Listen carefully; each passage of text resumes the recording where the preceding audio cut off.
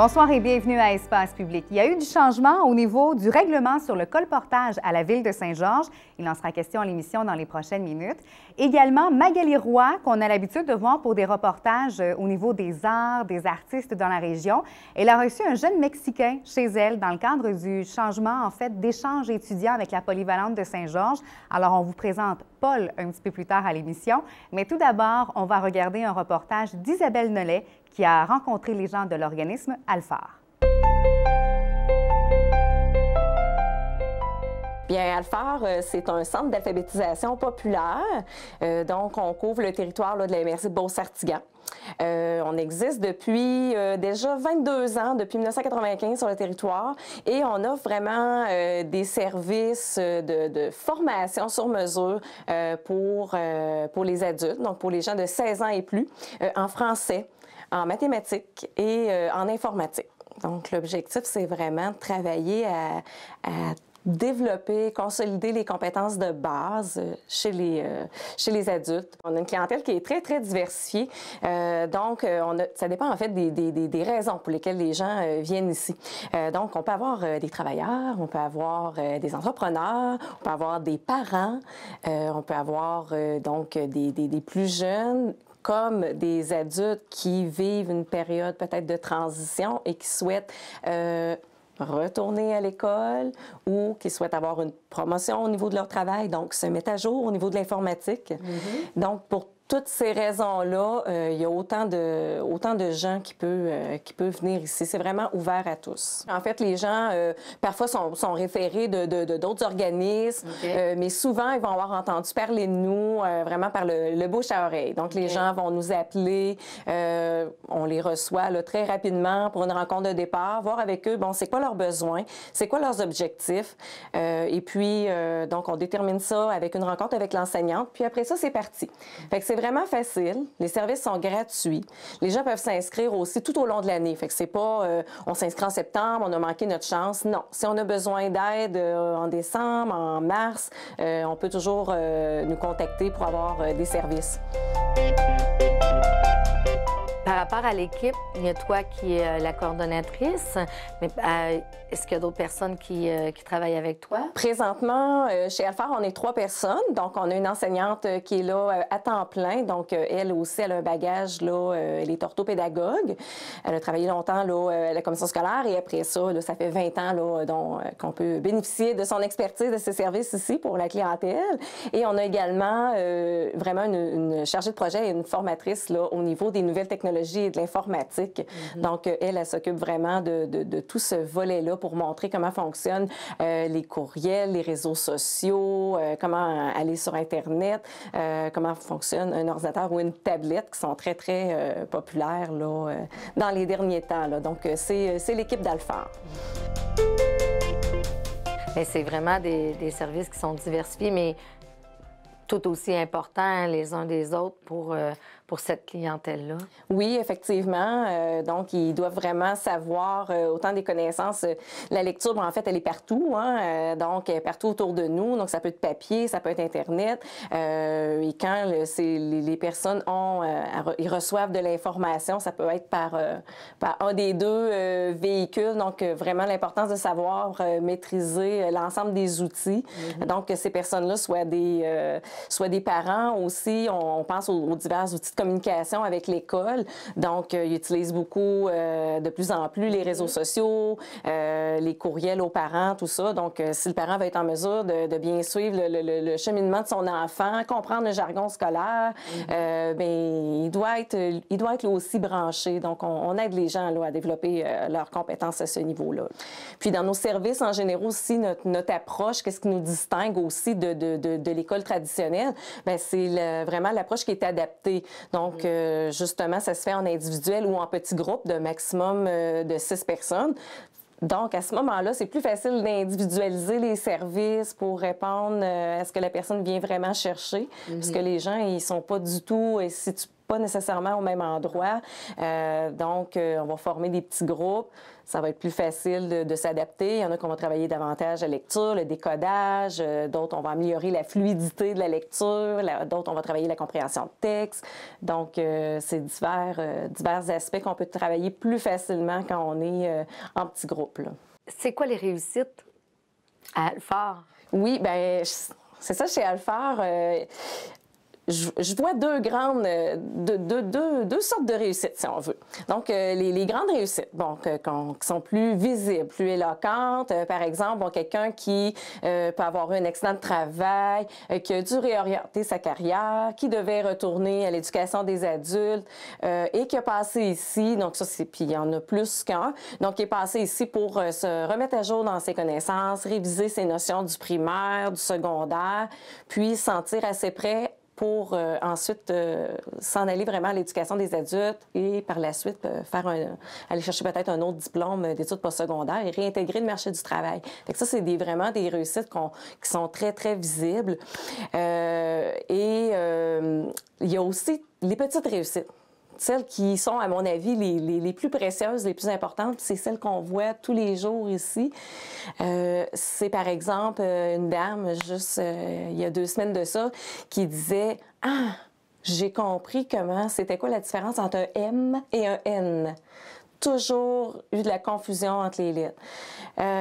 D'autres, par exemple, une dame avec qui on a travaillé plus en individuel dernièrement, il y a eu un déblocage. Tiens, la lecture, ça va vraiment mieux, c'est beaucoup plus fluide qu'avant, on voit le progrès. Fait que c'est vraiment, c'est beaucoup de ça qu'on voit parce que c'est long. Une démarche d'alphabétisation, ça se fait pas en claquant des doigts. Quand on va à l'école, l'encheminement régulier, c'est 16 ans sur les bancs d'école minimum qu'on fait. Donc, quelqu'un qui a de la difficulté, qui est allé un petit peu à l'école ou qui a complété complètement son parcours scolaire, mais qui a toujours eu de la difficulté, il y a toujours eu de la difficulté. Ça ne sera pas aujourd'hui que ça va devenir facile tout d'un coup, mais on leur enseigne vraiment qu'est-ce qui est important de savoir pour être capable d'être fonctionnel dans leur quotidien, d'être autonome, de s'occuper comme il faut de leur santé, de leurs enfants. Le message que j'ai envie de dire, c'est de ne pas hésiter à venir parce que les gens, souvent, ils vont se sentir gênés de ça. Et pourtant, quand les gens mettent le pied ici, c'est tellement facile, c'est tellement simple. On se sent plus seul. Il y en a d'autres comme nous autres aussi qui peuvent avoir des difficultés, mais c'est pas grave. Nous, on les prend comme ils sont. On leur offre un service qui va vraiment les aider à avancer. Ils ont absolument tout à gagner. Donc, on les invite évidemment à nous lâcher un coup de fil, aller voir sur Internet et ça va nous faire vraiment plaisir de leur offrir un service qui va répondre à leurs besoins, de les aider à avancer.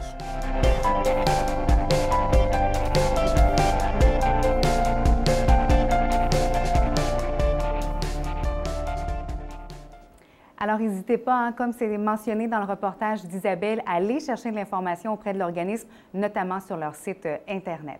Maintenant, on accueille M. Jean-Yves Gosselin. Alors, bonsoir. Bonsoir. Il y a eu du changement un petit peu au niveau de la ville de Saint-Georges. En fait, une modification du règlement sur le colportage. Des choses importantes, évidemment, et on va faire le point ce soir à l'émission parce que c'est un sujet qui suscite beaucoup de questions. D'ailleurs, je pense qu'au niveau de la ville, vous avez déjà eu plusieurs appels à ce niveau-là. Essentiellement, là, les modifications, ça tourne autour de quel point? Bien, en fait, c'est un nouveau règlement. Je l'appellerai comme ça parce que le règlement qui était en vigueur datait de 1990. Donc, ça fait déjà très longtemps. La terminologie utilisée, toute la structure était de cette époque-là. C'était normal. C'était donc prévu qu'on devait refaire ce règlement-là, le mettre à la saveur du jour. Le mettre à saveur du jour aussi en tenant compte de ce qui s'est passé sur le territoire dans les dernières années, surtout dans d'autres municipalités qui ont connu des problèmes. Okay. Donc, il y a eu une réflexion de la Ville pour en venir à un nouveau règlement. Donc, quelqu'un qui voudrait se présenter, faire du porte-à-porte, finalement, il est question d'aller chercher un permis. Absolument. Absolument. C'est qu'il faut tout d'abord différencier, ce n'est pas tous les gens qui font du porte-à-porte qui doivent obtenir un permis. La différence, elle est importante à faire. La différence est très importante parce que c'est un règlement qui n'interdit pas le colportage. C'est juste qu'elle différencie le colporteur de l'organisme à but non lucratif, des étudiants, des groupes religieux et puis les gens locaux qui font dans une sollicitation à des fins publiques et des fins non lucratives. Okay. Des colporteurs qui viennent vraiment sur le territoire de la ville vendre des objets qui ne sont pas nécessairement des gens locaux et puis que là, on les appelle vraiment les colporteurs. Ça fait qu'il faut bien différencier les choses.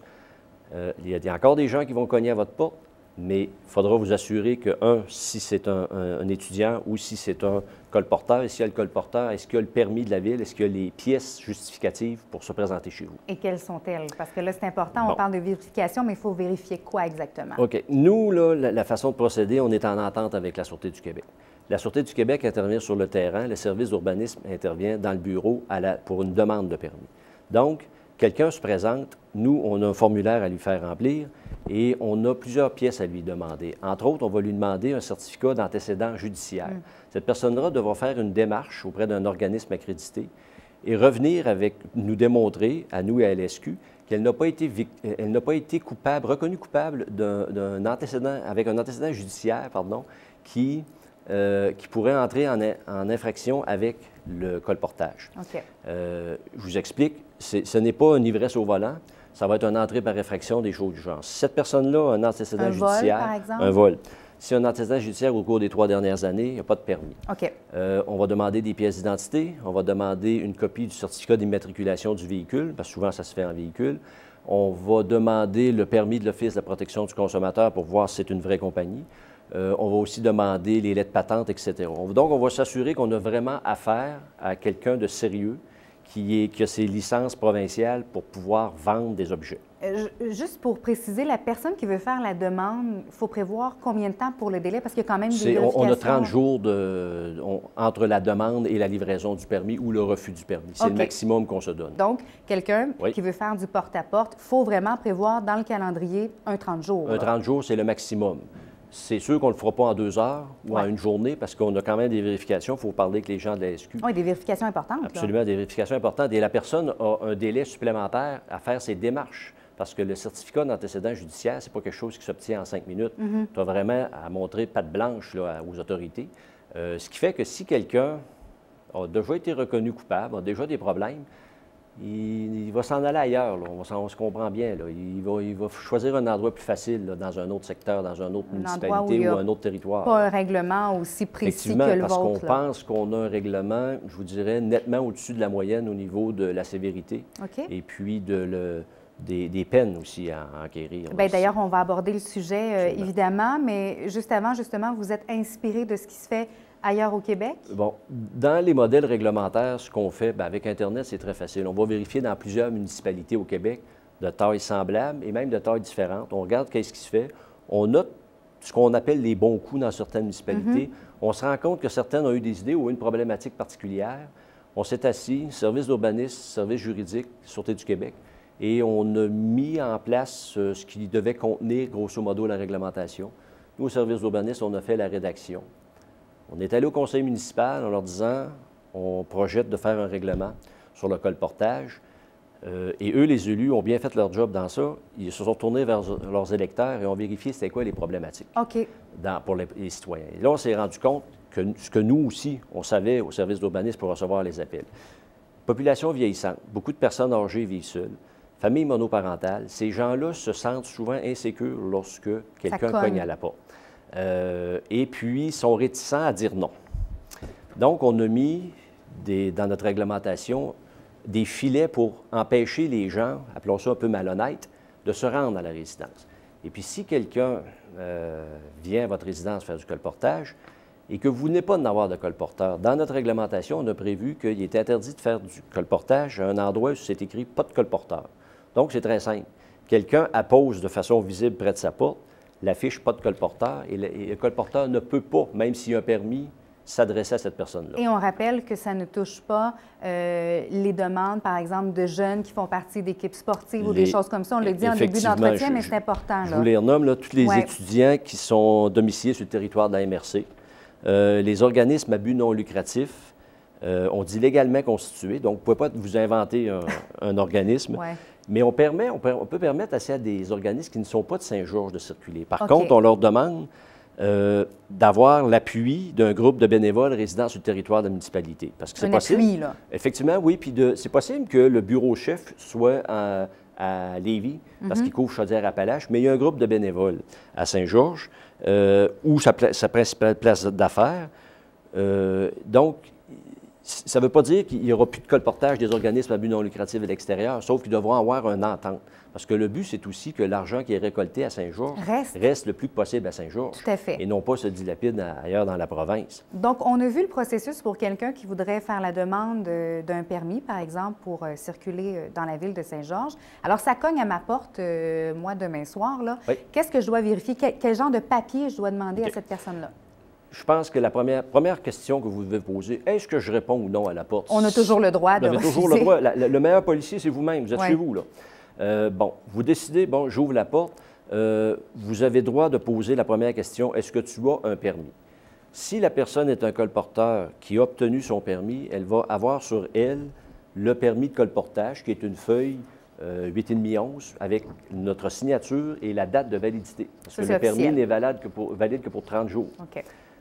L'autre chose, il va avoir l'obligation de porter sur lui un cocarde. Vous savez, le petit truc qu'on s'accroche dans le cou.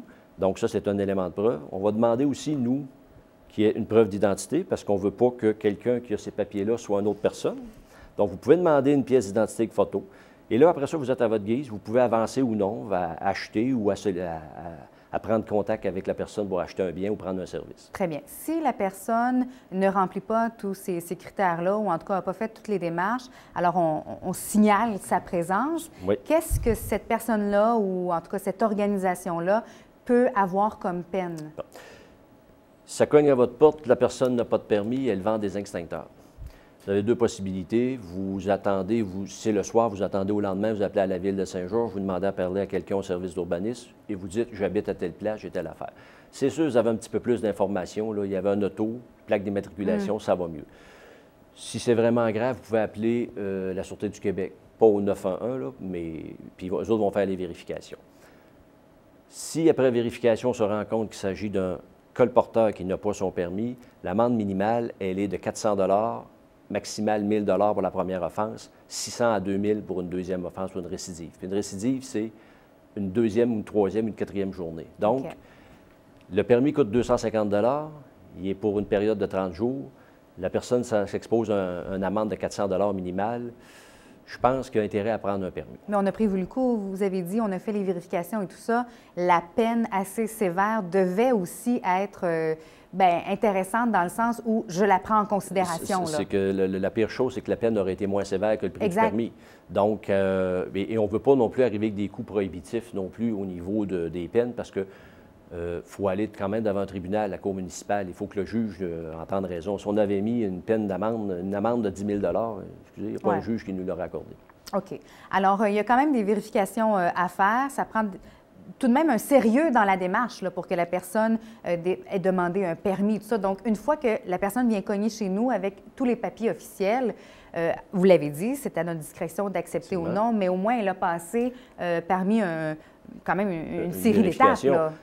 Je lève une parenthèse qui n'est pas appelée un colporteur aussi.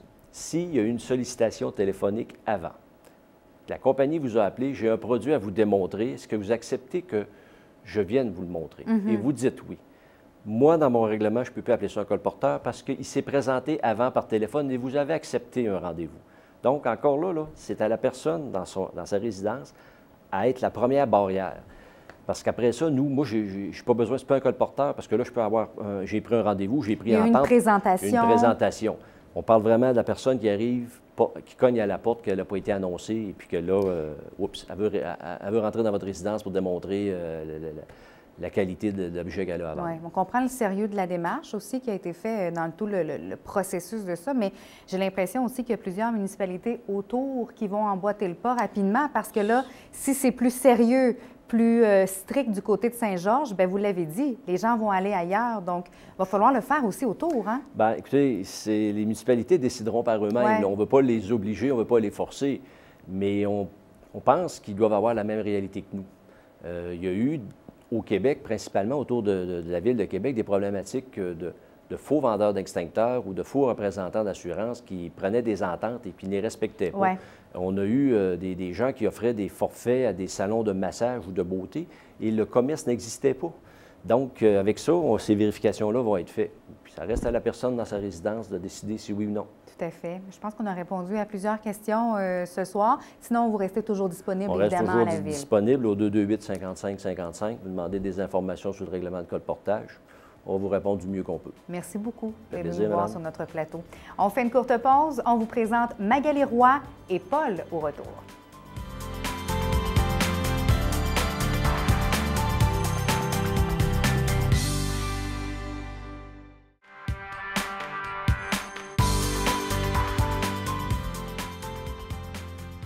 On est allé à la rencontre de Magali, qu'on a l'habitude de recevoir sur notre plateau. Elle a reçu Paul, qui est un Français mexicain en échange étudiant. Voici ce que ça donne.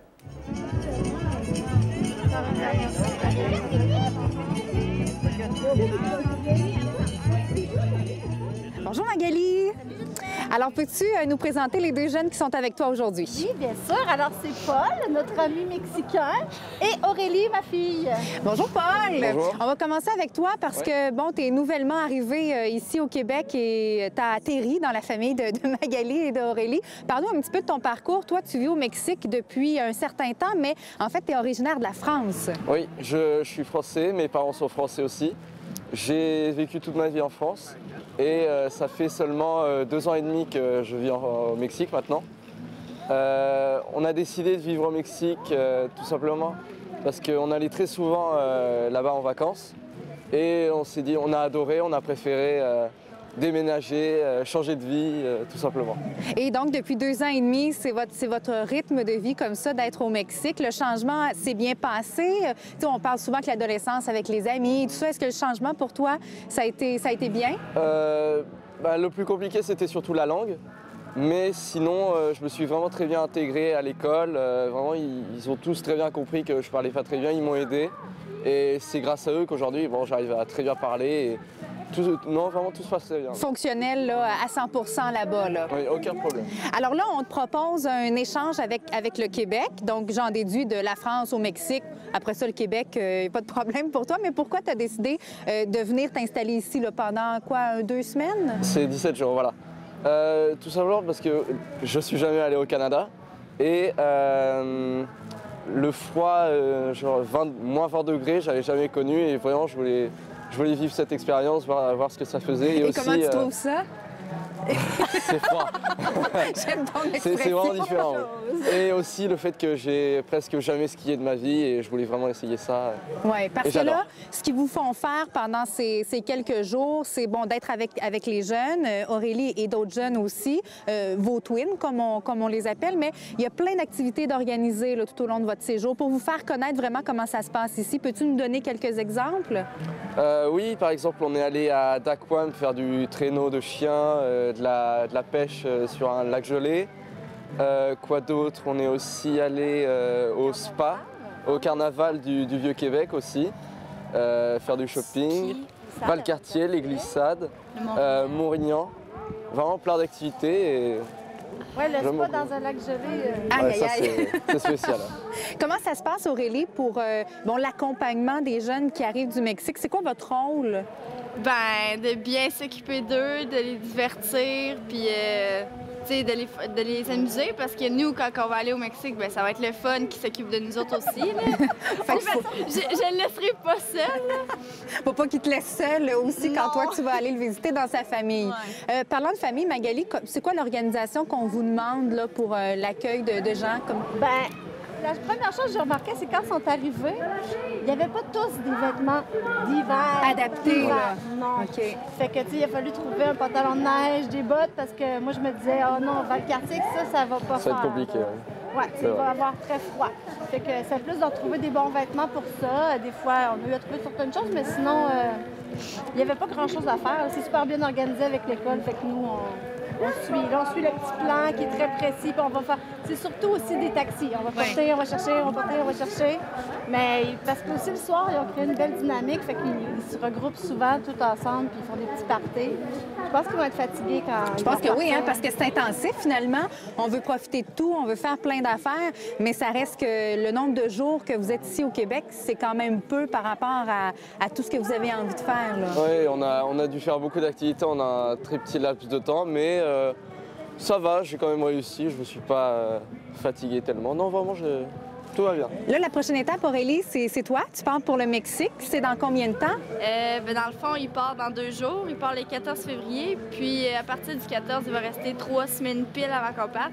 Puis on part le 8 mars jusqu'au 24. Est-ce que tes maillots de bain sont prêts, ta valise? Oui. Parce que c'est ça, là, c'est pas du tout la même... tu sais, bon, pour eux, c'est beaucoup de bagages ou de vêtements chauds. À l'inverse, toi, pour aller au Mexique, au niveau de la préparation, c'est assez de base, là. Ouais, de vacances, finalement. Mais en même temps, elle, trouver des maillots de bain, c'est facile, mais eux, au Mexique, trouver des pantalons de ski, impossible. c'est moins facile. Donc, le rôle de la famille d'accueil à ce moment-là est important aussi. Et y a-t-il des choses qui te stressent, Aurélie, dans ce voyage-là? Ben oui, un petit peu. Le fait que sûrement mes amis, ma famille va me manquer après quand même plus de 2 semaines. Mais je suis plus excitée qu'autre chose. Là. Je comprends. C'est une super belle aventure. Au niveau de la langue, on disait, bon, lui, quand il est arrivé au Mexique, c'est arrivé, bon, c'est sûr, là, il y a une barrière, il faut l'apprendre. Est-ce que toi, tu te sens plus sécure à ce niveau-là? Non. Je sais pas trop, mais la plupart des Mexicains savent tous parler anglais, donc on se débrouille tous, mais non, là, tu sais, il n'est pas le seul français, il y a un autre français nommé Johan, puis tu sais, les autres sont tous bilingues, puis tout ça. Mais non, j'imagine qu'on va se débrouiller, là, je serai pas seule. J'ai envie, en terminant, de vous parler un peu bouffe. Y a-t-il des choses que tu as essayées ici, que tu as goûtées, que tu disais au départ, c'est donc bien bizarre, puis que finalement, tu as trouvé pas si mal? La poutine. Oui. Tout de suite, oui. Oui. Tu as goûté à ça? Non, je trouvais ça très bon, mais c'est quand même... C'est bizarre, hein? C'est lourd. Oui, c'est très lourd, quand même. Mais après une bonne journée, et après le ski, ça, c'est ce qu'il y a de meilleur, oui. Qu'est-ce que tu vas faire goûter à Aurélie, le plat typique, là, que tu dis, ah ça, il faut absolument, quand tu viens au Mexique, qu'on goûte à ça? Évidemment, les tacos, les quesadillas, les burritos, tout ça. Le guacamole, plein de trucs. Je pense que ça va lui faire plaisir parce qu'à voir son sourire, je pense que on est dans sa vie. mire. On mange déjà très souvent mexicain, on adore ça à la maison, fait qu'elle ne se fait pas trop dépayser, je pense. Et tes parents aussi, comment ils envisagent ça, d'accueillir Aurélie chez vous? Non, ils ont été très contents, ils ont tout de suite accepté. C'est même d'ailleurs qui m'ont demandé à faire l'échange. C'est eux qui m'ont dit, tiens, tu devrais le faire, ce serait vachement bien. Et moi, j'étais d'accord, et oui, bien sûr. Donc, ils sont très excités aussi de vivre cette aventure-là avec toi. Aussi, Eh bien, merci d'avoir pris quelques minutes de votre journée. On va te souhaiter un bon retour chez toi. Puis Aurélie, un bon voyage d'échange. Puis si tu veux, à ton retour, on se reparle de cette belle aventure-là. Oui. Merci à vous trois. Merci à vous.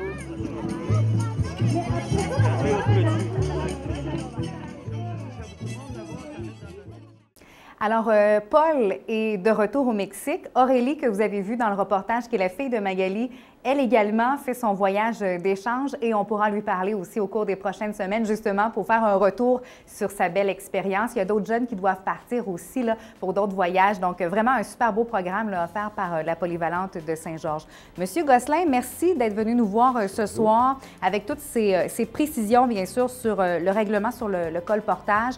On rappelle évidemment qu'à la Ville, vous êtes toujours disposé à répondre aux questions du public. Absolument. 228-55-55. Voilà le numéro à retenir. Merci beaucoup. Merci à vous d'avoir été là cette semaine. On vous dirige vers notre page Facebook pour voir ou revoir des reportages que vous auriez peut-être pu manquer. Et merci de laisser vos commentaires également. Bonne soirée et à la semaine prochaine. Bye bye.